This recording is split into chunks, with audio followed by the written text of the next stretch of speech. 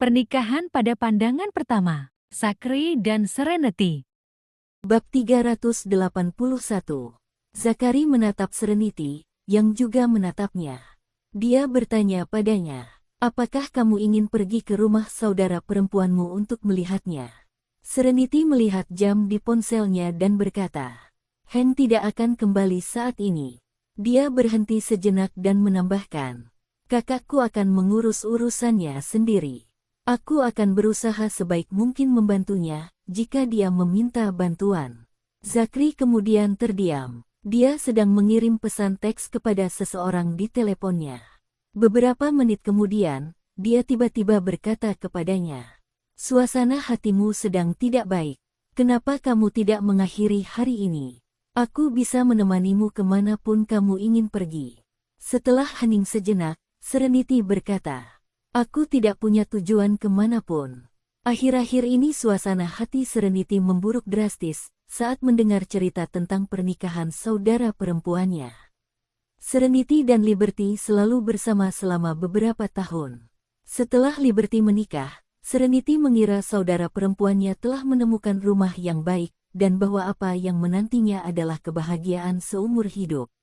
Namun, kenyataan pahit itu menamparkan wajahnya.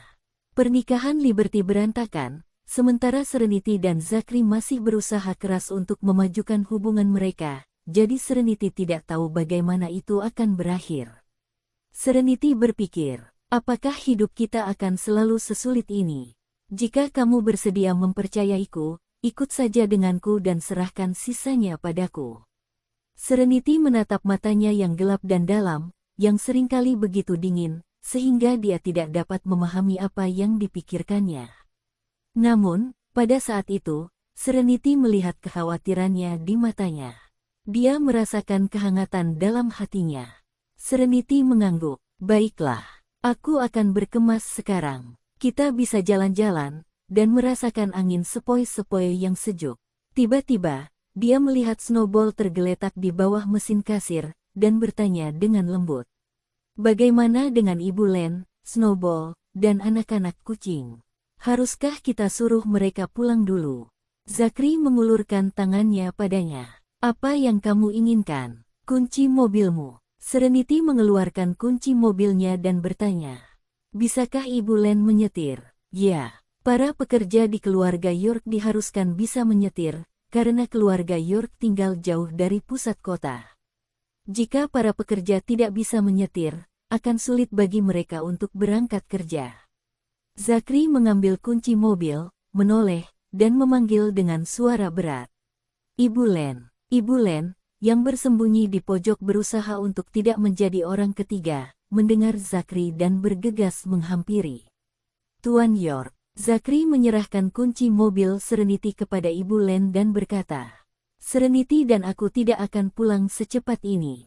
Ini kunci mobilnya. Kamu bisa membawa Snowball dan anak-anak kucing pulang terlebih dahulu." Dia mengeluarkan seikat kunci dan mengambil sebuah kunci rumah. "Ini kunci rumah." Ibu Len mengambil kuncinya. "Terima kasih. Aku akan mengantar Snowball dan anak-anak kucing pulang dulu." Ia berpikir, Tuan York seharusnya membiarkanku pergi bersama hewan peliharaan lebih awal, sehingga aku tidak akan tertawa sampai perutku sakit. Ibu Len segera pergi membawa hewan peliharaannya. Serenity berdiri di samping Zachary dan berkata, "Biar aku yang membereskan rak-rak di pintu dulu." Zachary berdiri diam, berbalik, dan keluar untuk membantunya membawa rak-rak yang ada di luar, sebelum menyimpannya. "Apa yang akan kamu simpan lagi?" Zachary menunjuk hasil belanja Elisa dan bertanya pada Serenity, mengira itu adalah stok baru untuk toko. Serenity melihatnya dan menjawab, "Itu hasil belanjaan Nona Stone. Dia sedang dalam suasana hati yang buruk sebelumnya, dan membeli semua barang itu, tetapi tidak banyak menggunakannya, jadi dia memberikannya kepadaku. Ada 2 kotak mainan besar lagi untuk Sony. Sebelumnya hari ini, Ibu Heng membawa Lucas ke sini hanya untuk merebut mainan-mainan itu dari Sony."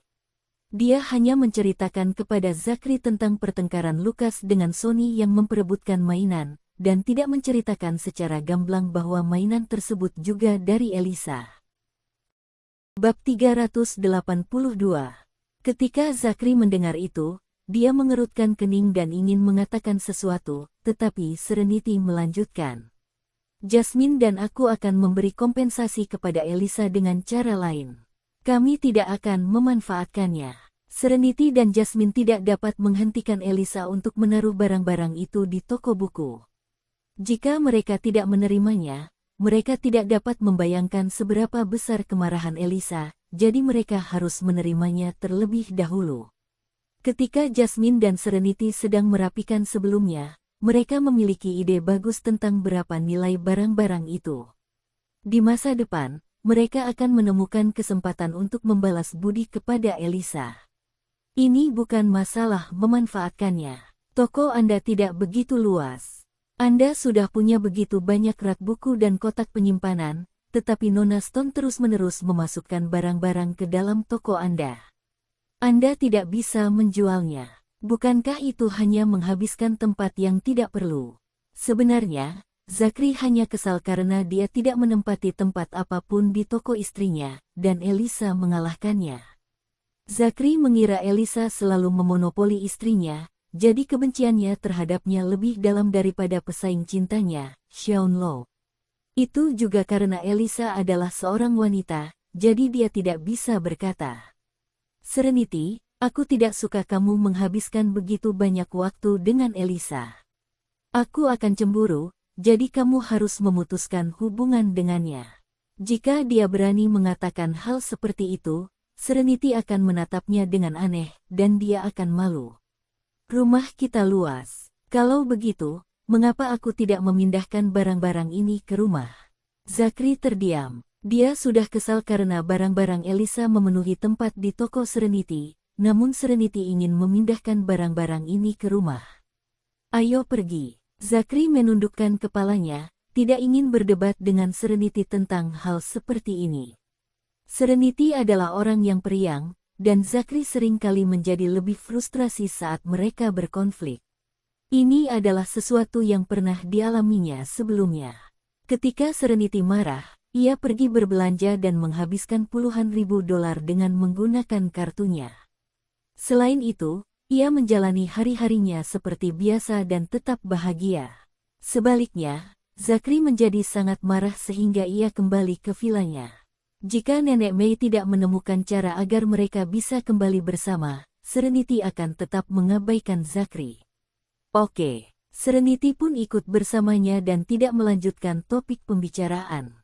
Mereka masuk ke mobil Zakri bersama-sama setelah menutup toko. Begitu Serenity masuk ke dalam mobil, dia melihat kursi keselamatan anak di kursi belakang. Zakri menjelaskan, "Kadang-kadang aku menyuruhmu di sampingku, dan Sony masih terlalu kecil untuk duduk sendiri, jadi aku membeli kursi pengaman anak." Serenity mendengarkan penjelasannya dan menatapnya dengan tenang. Setelah beberapa lama, dia berkata dengan nada serius, "Tuan York, apa yang akan kamu lakukan jika aku jatuh cinta padamu suatu hari nanti?" Sisi pengertian dan perhatian dari pria ini menyentuh hatinya. Zakri menatapnya sejenak sebelum dia membungkuk, melingkarkan lengannya di pinggangnya, dan menariknya ke sisinya. Wajah tampan itu mendekatinya, dan bibir tipisnya menempel di bibir merahnya. Ia lalu menjauhkan bibirnya dari bibir wanita itu dan berbisik di telinganya. "Aku tidak tahu apa yang akan terjadi, karena kamu belum jatuh cinta padaku." Serenity tidak bisa berkata apa-apa. Dia mengangkat tangannya, mendorong tubuh berotot itu menjauh, dan mengenakan sabuk pengaman seolah-olah tidak terjadi apa-apa. "Jadi, kemana kamu akan membawaku agar aku bisa melupakan kekhawatiranku?" Zakri menegakkan punggungnya. "Karena kamu ada di mobilku, ikuti saja arahanku." Bagaimana kalau kita pergi ke pantai untuk menghirup udara segar?" Zakri tersenyum. "Tentu saja." Ia menyalakan mobil dan bertanya padanya, "Apakah kamu sudah membayar tempat tidur dan lemari pakaian?" Dia tidak menerima pemberitahuan transaksi bank apapun, jadi dia menduga dia menghabiskan uangnya sendiri. "Ya, aku lupa membawa kartu yang kamu berikan untuk pengeluaran rumah tangga saat aku pergi berbelanja, jadi aku yang membayarnya." Kita sudah menikah, jadi tidak perlu terlalu perhitungan kan? Zakri mengerutkan bibirnya. Jelas dialah yang sedang menghitung. Bab 383. Serenity berkata dia ingin pergi ke pantai untuk menghirup udara segar, jadi keinginannya merupakan perintah bagi Zakri. Tentu saja dia tidak bisa membawanya ke Seaview Villa. Untungnya, pada musim ini, pantai tidak seramai pada musim panas pada jam ini. Hanya ada beberapa wisatawan yang tersebar di sekitar pantai. Pasangan itu berjalan di atas pasir yang lembut, sementara ombak menghantam pantai. Angin laut mengacak-acak rambut Serenity dan ia merasa kedinginan. Zakri tiba-tiba menghentikan langkahnya, sehingga Serenity mengikutinya dan bertanya, "Ada apa?" Dia melepas jasnya dan menyerahkannya kepada Serenity.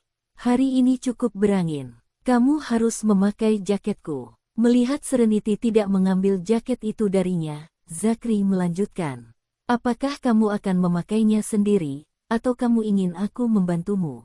Serenity tidak punya pilihan selain mengambil jaketnya dan memakainya. Dia bertanya, "Kamu tidak kedinginan?" "Memang, tapi aku lebih takut kamu masuk angin."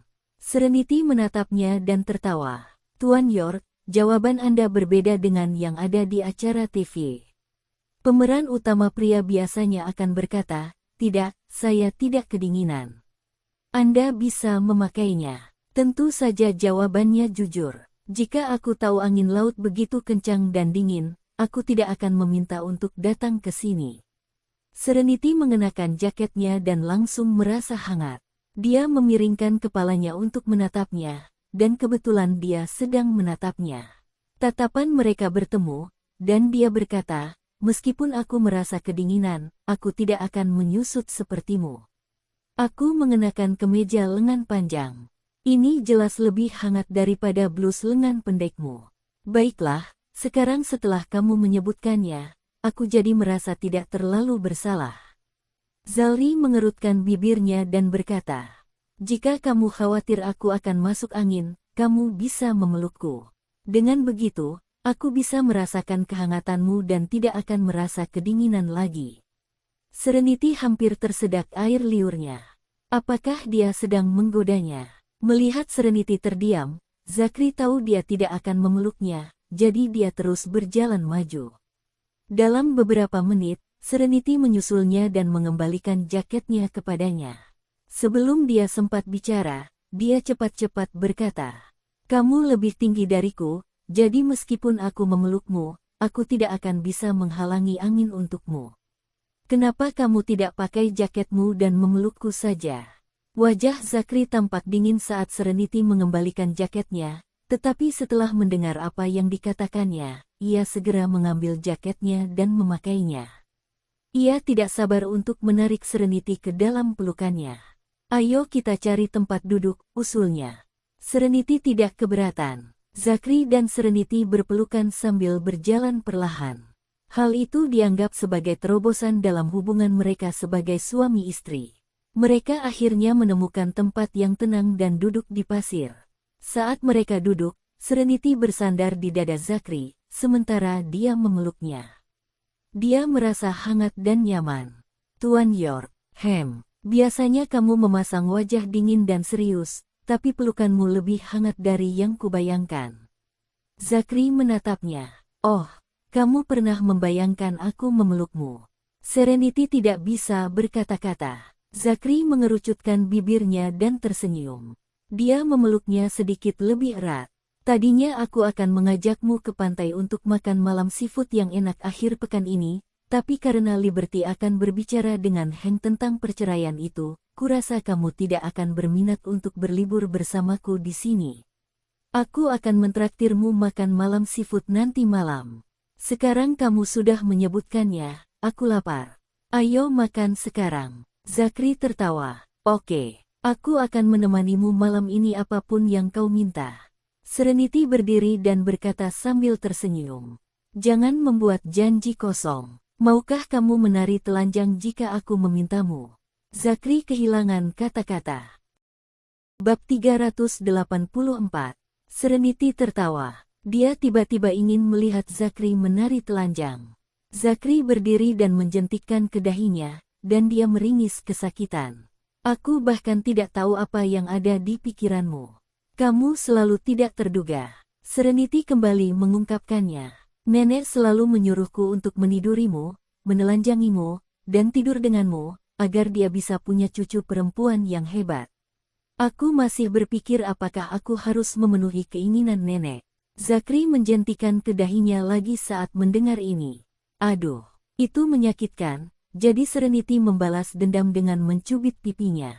Serenity. Zakri memegang kedua tangan Serenity dan tampak serius. Keceriaan Serenity tiba-tiba menghilang saat ia menatap mata Zakri yang dalam. Ia berkata dengan hati-hati, Tuan York, katakan saja apa yang ingin Anda katakan.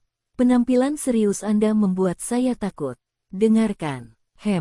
Aku mendengarkan. Entah kita tidur bersama atau tidak, itu privasi kita, jadi sebaiknya kita ikuti kata hati.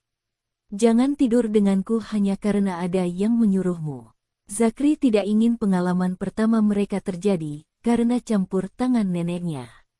Sama seperti saat mereka mendapatkan surat izin menikah, Zakri mengatakan kepada neneknya, bahwa bagaimana ia memperlakukan Serenity adalah urusannya, dan bahwa neneknya tidak boleh lagi ikut campur dalam urusan mereka.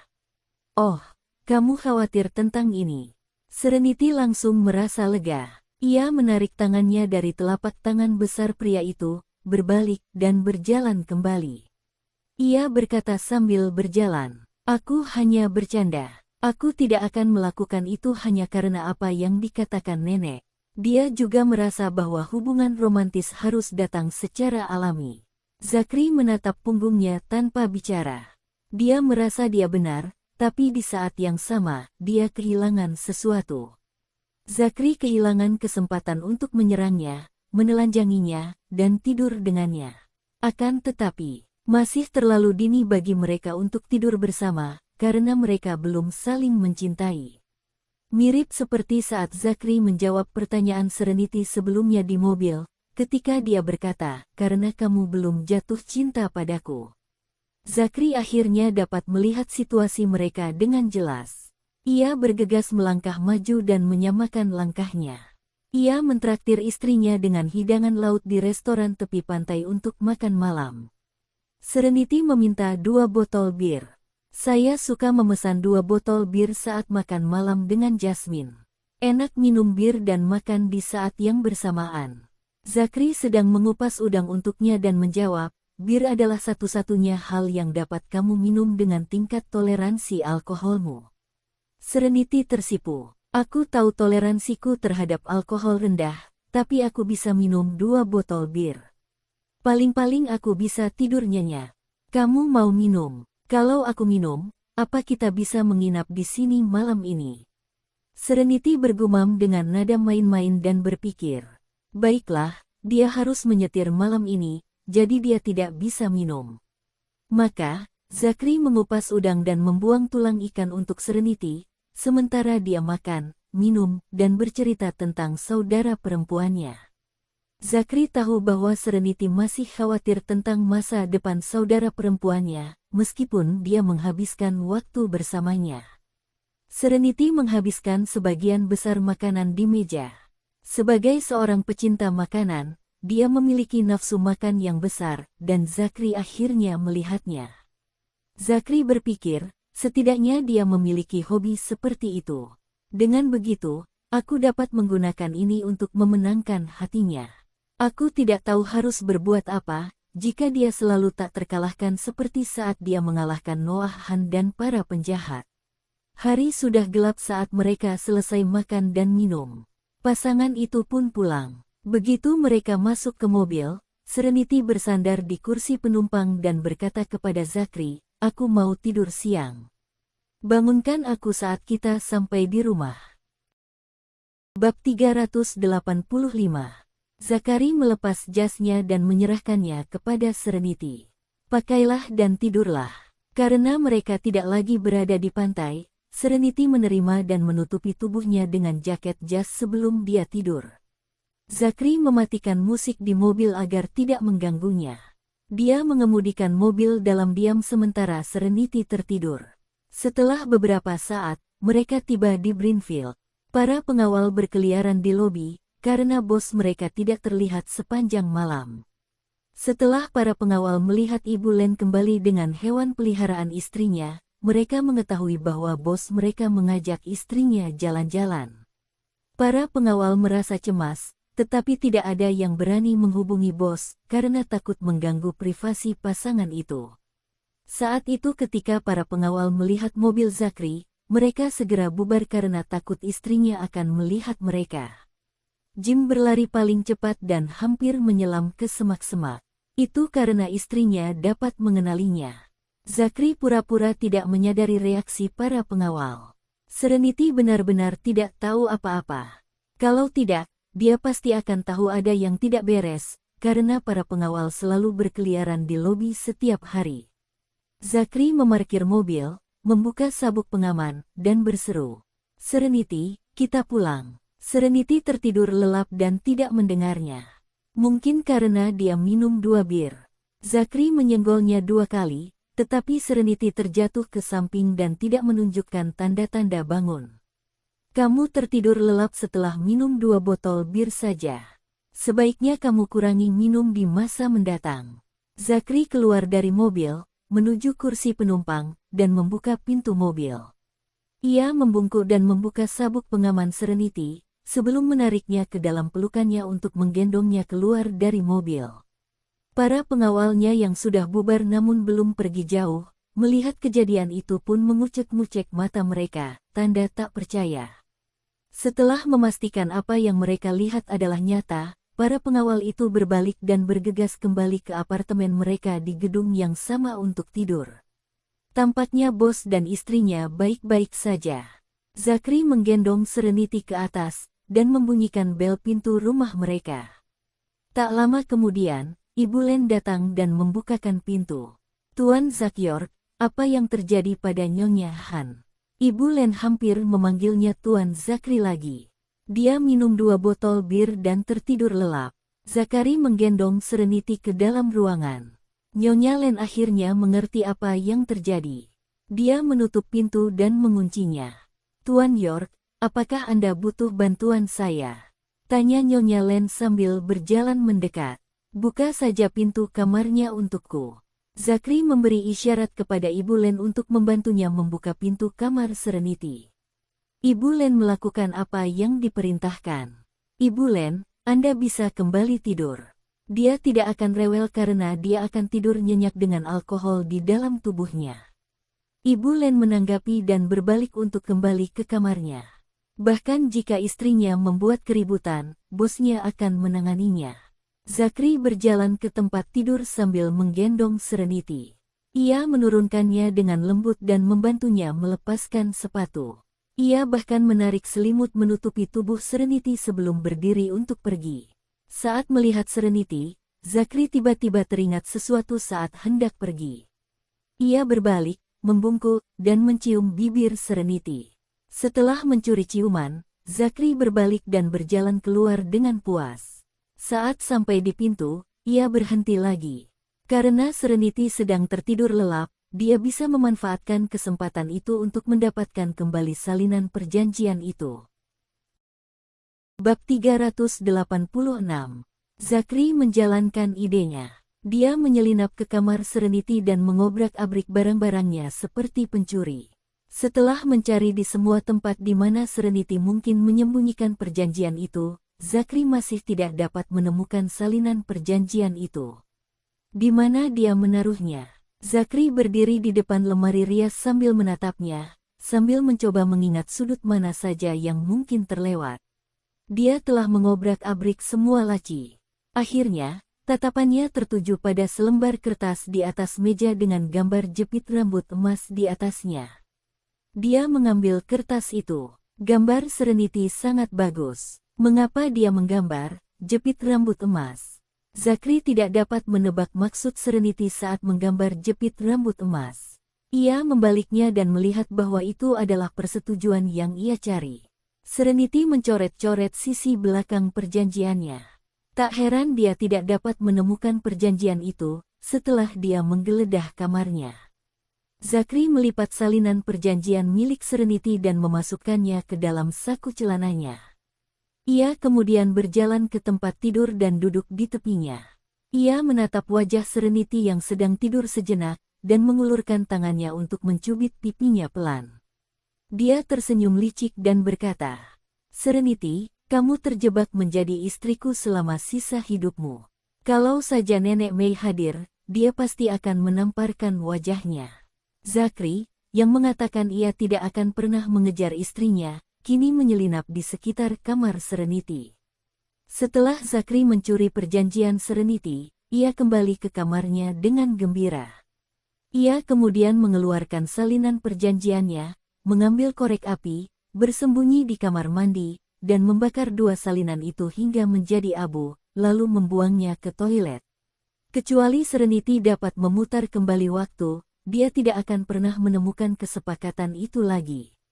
Saat Liberty terbangun, tengah malam telah tiba.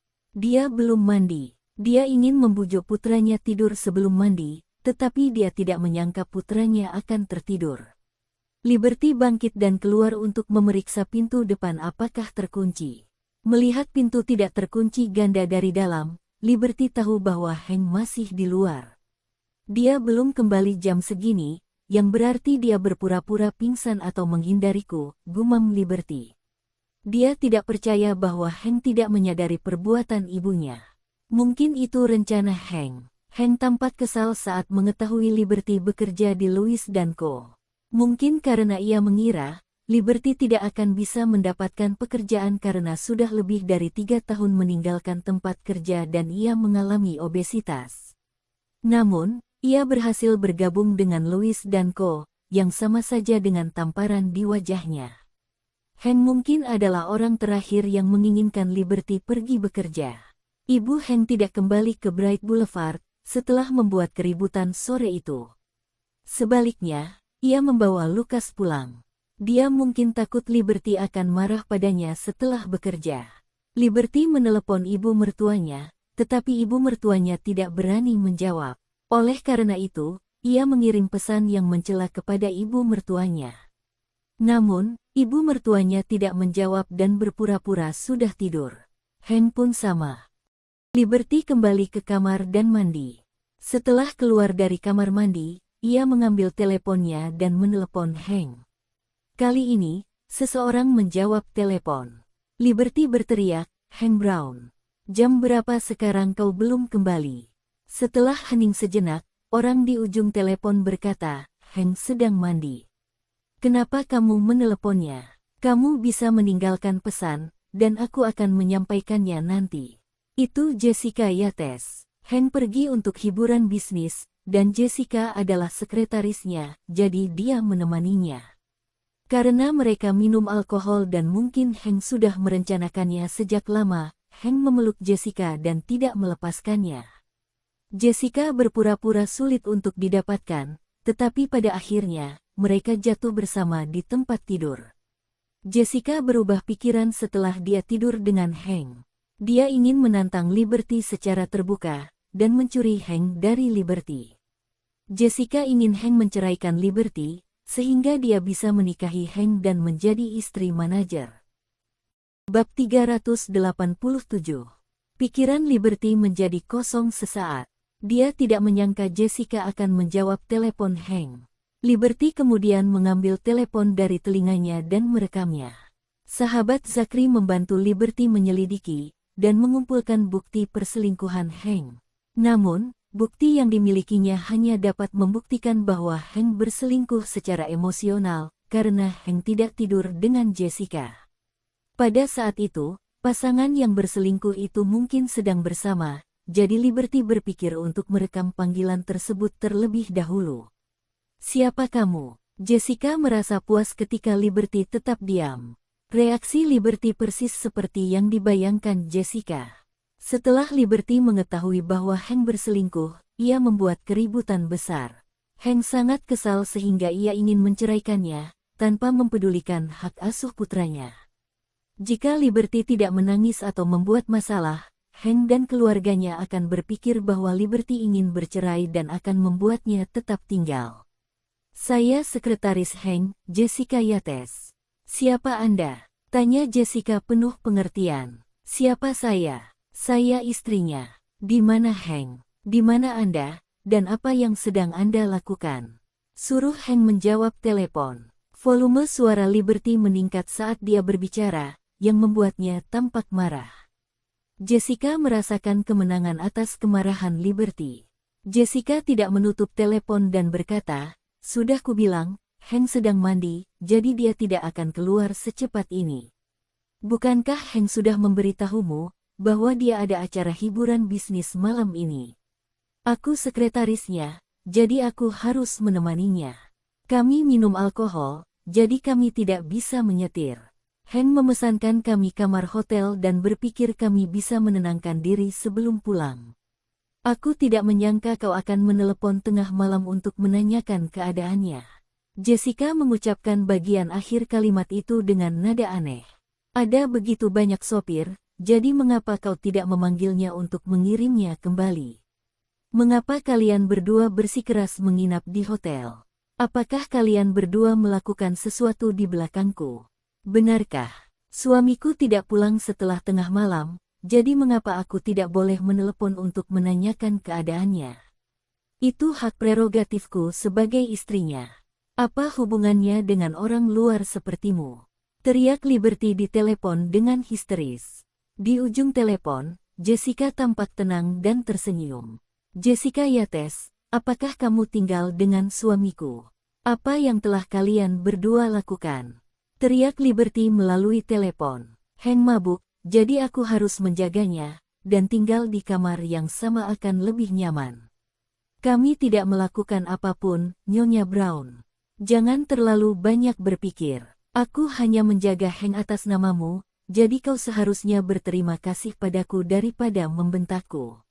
Liberty merasa jijik saat mendengar Jessica memanggilnya Nyonya Brown.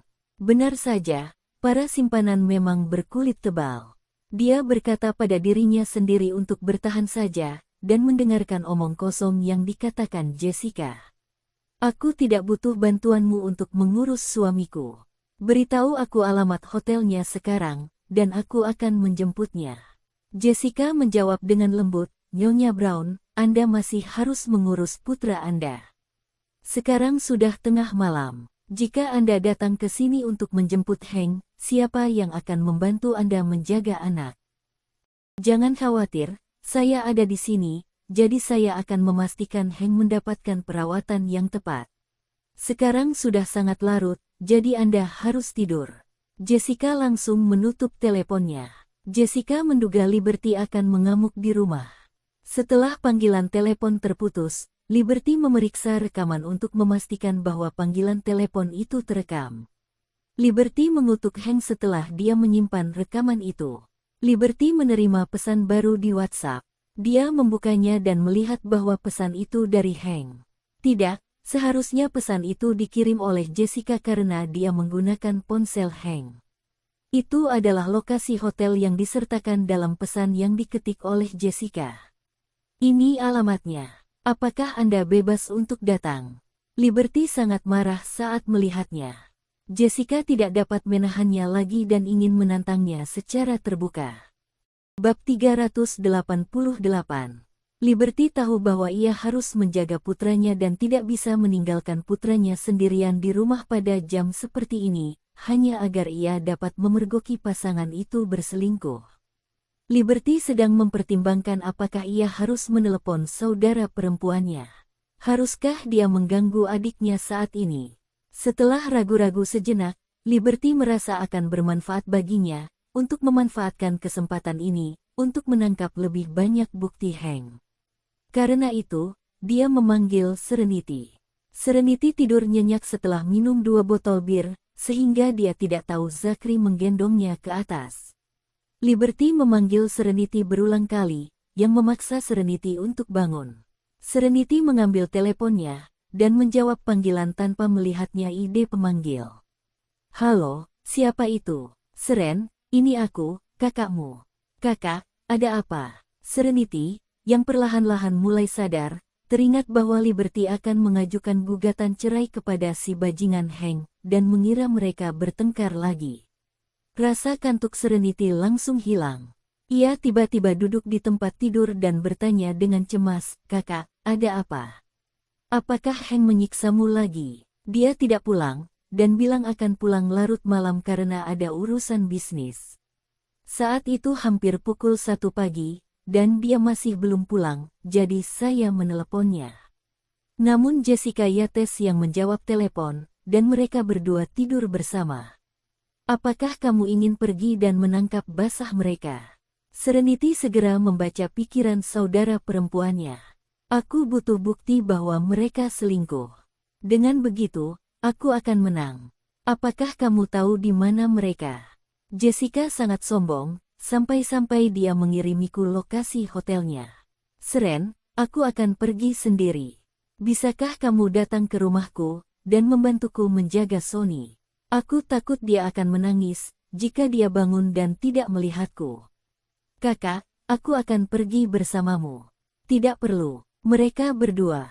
Kalau kamu pergi sendiri dan terjadi perkelahian, kamu akan dirugikan. Kamu bisa kirim lokasi hotelnya, dan aku akan menemanimu. Aku bisa bertarung lebih baik darimu, jadi aku bisa menghajar mereka." Liberty berkata, "Seren, percayalah padaku. Aku bisa melakukannya sendiri. Aku akan pergi dulu, jadi jangan lupa datang untuk mengawasi Sony." Dia menutup telepon setelahnya. "Kakak," Serenity memanggil Liberty, tetapi itu tidak menghentikan Liberty untuk menutup telepon. Dia segera turun dari tempat tidur, memakai sepatunya, dan bergegas keluar kamar. Serenity bergerak cepat, sehingga ia membuat keributan yang membuat Zachary yang ada di kamarnya terkejut. Zachary keluar dari kamarnya, dan melihat Serenity berlari keluar pintu. "Serenity!" Zachary secara naluriah berteriak untuk menghentikannya. Serenity berhenti, mundur beberapa langkah, dan kembali ke rumah. "Tuan York, Anda belum tidur. Saya ada urusan mendesak dan harus pergi sekarang." Serenity ingin pergi tepat setelah dia mengatakan itu. Zachary melangkah cepat. "Serenity!" Dia berlari keluar rumah, dan menarik Serenity kembali tepat saat dia hendak bergegas menuju lift. Wajahnya muram, dan dia bertanya dengan dingin, "Mau kemana kamu di tengah malam? Tidak bisakah kamu menunggu sampai subuh untuk menyelesaikan urusan mendesak? Anda sudah minum sedikit, jadi jika Anda mengemudi sekarang, Anda akan mengemudi dalam keadaan mabuk. Kamu tidak diperbolehkan pergi sendiri." Setelah jeda, dia menambahkan, "Jika kamu harus pergi, aku akan pergi bersamamu. Hank sedang bersama selingkuhannya, dan kakakku ingin memergoki mereka sedang beraksi. Jadi dia memintaku untuk menjaga Sony saat dia keluar. Aku mengkhawatirkan kakakku, jadi aku harus pergi dan memeriksanya. Tuan York, karena Anda sudah bangun, tolong bantu saya membangunkan Nyonya Len dan suruh dia kemari untuk menjaga Sony." Bab 389. Serenity mengeluarkan sebuah kunci dari tumpukan kuncinya, dan menyerahkannya kepada Zachary sambil berkata, "Ini kunci rumah saudara perempuanku." Mata gelap Zachary berkedip-kedip. Dia tahu Hank sedang berada di sebuah hiburan bisnis. Karena Zachary meminta Josh untuk menyelidiki Hank dan mengumpulkan bukti perselingkuhan Hank, Josh yang kepo pun bertindak lebih dari sekadar tugasnya dan mengirim seseorang untuk mengikuti Hank secara diam-diam. Oleh karena itu, Josh tahu apa yang dilakukan Hank segera setelah Hank meninggalkan kantornya. Ketika Zachary bersama Serenity di malam hari, ia menyempatkan diri untuk mengirim pesan kepada Josh, memberitahu Josh untuk mencari kesempatan untuk mengobarkan api pertengkaran, sehingga Hank dan Jessica dapat membuat kemajuan yang berarti. Dengan begitu, mereka akan memiliki bukti bahwa Hank mengkhianati pernikahannya. Dengan cara ini, Liberty akan menang dari sudut pandang moral ketika ia mengajukan gugatan cerai. Sekarang Hank dan Jessica akhirnya tidur bersama, apakah itu kejadian alami atau hasil campur tangan Zachary? Zachary tidak dapat memastikan yang mana, tetapi hasilnya tetap sama. "Apakah kamu tahu hotel mana yang mereka tuju?" "Kakakku tidak mau memberitahuku, karena dia tidak ingin aku pergi. Serenity sedikit tidak berdaya. Ketika Liberty membutuhkan bantuan, dia mendorong Serenity menjauh pada saat kritis, dan ingin menghadapinya sendirian. Saya akan menelepon teman saya untuk memeriksanya untuk Anda. Dia paling ahli dalam menyelidiki sesuatu. Sudah sangat larut, jangan khawatir, aku akan mentraktirnya makan malam lain kali. Zachary akan memberi Josh libur 1 hari lagi. Serenity, jangan pergi. Tunggu aku di sini, dan berikan kunci mobilmu. Aku akan membangunkan Ibu Len dan memintanya untuk menjaga Sonny di rumah Liberty, sementara aku pergi bersamamu untuk mencari Liberty. Kata Zachary kepada Serenity. Ketika Serenity memberinya kunci mobil, dia mengambilnya dan kembali ke dalam rumah. Dia lalu memanggil Josh sambil mengetuk pintu kamar Ibu Len. Untungnya, Josh adalah orang yang suka begadang dan bangun terlambat. Ia hanya akan tiba lebih awal di kantor jika ada gosip yang bisa didengar. Jika tidak, ia akan tiba lebih lambat dari Zachary. Josh masih terjaga ketika menerima telepon dari Zachary. "Di mana Hank sekarang?" tanya Zachary dengan suara rendah. "Dia ada di Grand Hotel di bawah Stone Group." "Ada apa? Apakah kakak iparmu mencarinya?" "Oke." Zachary menutup telepon. Josh terdiam. Zachary bahkan tidak memberinya kesempatan untuk bergosip sedikit pun. Setelah membangunkan Ibu Len, Zachary menjelaskan secara singkat apa yang terjadi dan bergegas kembali ke kamarnya. Ia menemukan spidol hitam dan mengecat seluruh sisi kiri wajahnya agar tampak seperti tanda lahir. Dia bergegas keluar pintu setelah melukis wajahnya. Ibu Len sudah pergi. Sonny masih muda. Ibu Len khawatir tentang Sonny, dan bergegas datang ketika dia mengetahui bahwa Liberty harus meninggalkan rumah. Serenity sedang menunggu Zachary di pintu depan. Dia tidak sabar dan ingin pergi tanpa Zachary beberapa kali, tapi dia tidak tahu di mana Liberty berada saat ini. Ketika dia melihat Zachary keluar dari pintu, dia mendesak, "Ayolah, kakakku mungkin. Mengapa kamu menggambar seluruh wajahmu?" Bab 390. Zachary mengunci pintu depan dan menarik Serenity keluar. Sambil berjalan, ia menjelaskan, "Temanku mengetahui bahwa saudara iparmu sekarang berada di Grand Hotel, yang dimiliki oleh Stone Group. Aku bekerja di York Corporation, dan kedua perusahaan itu tidak berhubungan baik satu sama lain. Aku tidak ingin orang-orang dari Stone Group mengenaliku, jadi aku mengecat separuh wajahku menjadi hitam. Tidak seorang pun akan dapat mengenaliku sekarang." Serenity melirik tanda lahir yang digambarnya. Bahkan saat mereka sedang terburu-buru, Zachary dapat memikirkan detail ini, yang menunjukkan betapa teliti dia.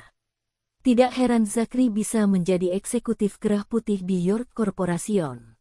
Serenity akhirnya percaya akan pujian Nenek May terhadap Zachary, bahwa dia adalah pria yang sangat perhatian. Tentu saja, Zachary hanya akan penuh perhatian jika dia peduli pada seseorang. "Cucilah dengan air sabun saat kita kembali nanti." Serenity mengelola sebuah toko buku yang menjual alat tulis, jadi dia tahu cara membersihkan noda spidol di kulit. Zachary ingin mengatakan bahwa dia bisa membantunya membersihkan noda spidol di wajahnya, tetapi dia tidak sanggup mengatakannya. Dia sedikit malu. Kalau Nenek May ada di sana, dia pasti bilang, "Apa gunanya mulutmu, kalau kamu tidak berani ngomong?" Josh akan berkata, "Bos, katakan saja dengan berani." Serenity, Zachary, dan Ibu Len sibuk dengan urusan mereka masing-masing. Sementara itu, Jessica menutup telepon Liberty, dan mengetuk pintu kamar mandi. Jessica masuk setelah Hank membukakan pintu untuknya. Setelah beberapa saat, keduanya keluar dari kamar mandi bersama-sama. Hank menggendong Jessica, yang wajahnya memerah. Siapapun yang punya otak, pasti tahu apa yang mereka lakukan di kamar mandi.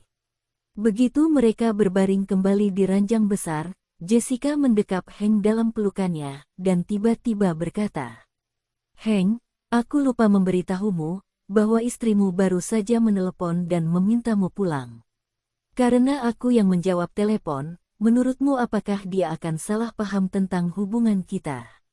Mendengar ini, Hank mendorong Jessica menjauh. Ia duduk tegak, membelalakkan matanya, dan berkata dengan cemas. Mengapa kamu tidak mengatakannya lebih awal? Jessica kesal saat melihat reaksinya, dan berkata dengan kesal. Aku mengetuk pintu dan masuk untuk memberitahumu tentang ini, tetapi kamu mengalihkan perhatianku. Itu sebabnya aku lupa. Apakah kamu takut dia akan mengetahuinya? Ekspresi Hank mereda. Hank membenci Liberty. Mereka tidak tinggal sekamar setelah insiden kekerasan dalam rumah tangga. Liberty juga tidak mengizinkannya tidur dengannya saat ia menginginkannya. Dia sudah lama menginginkan Jessica, dan akhirnya berhasil mencicipinya, jadi dia menjadi sedikit serakah. Sayang, Hank buru-buru memeluk bahu Jessica, dan berkata dengan nada meminta maaf, maafkan aku karena bereaksi buruk tadi. Aku tidak takut Liberty mengetahuinya. Sebenarnya, aku bersiap untuk menceraikannya kapan saja, tetapi Sonny masih muda. Aku sudah bilang sebelumnya, bahwa orang tuaku akan membantuku menjemput dan mengantar saat Sonny masuk taman kanak-kanak. Jika dia tahu sekarang, itu akan menyimpang dari rencana awalku. Itulah sebabnya aku merasa cemas. Hank mengatakan kebenaran. Ia tidak langsung menceraikan Liberty, karena ia ingin menunggu hingga putranya sedikit lebih besar untuk masuk taman kanak-kanak. Setelah itu, ia dapat meninggalkan Liberty. Kalau begitu, sebaiknya kamu kembali sekarang juga, dan jelaskan padanya agar dia tidak salah paham tentang kita. Jessica kembali bersikap lembut, dan penuh perhatian saat mendesak Hank untuk pulang.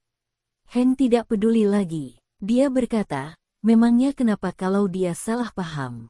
Aku tidak perlu menjawabnya. Bagaimana jika dia menemukan kita? Jadi apa? Aku jijik dengan wajahnya yang jelek. Aku pria yang sehat dan normal. Apakah dia ingin aku berpantang? Jessica, aku mencintaimu. Kamu cinta sejatiku. Hank memeluk Jessica dan menghiburnya. Bahkan jika dia datang, aku akan melindungimu. Lagi pula, dia tidak akan pernah datang ke sini. Sudah sangat larut, dan tidak ada orang lain di rumah untuk menjaga Sonny. Dia tidak akan meninggalkan Sonny sendirian di rumah. Terima kasih telah menonton. Jangan lupa like, komen dan subscribe.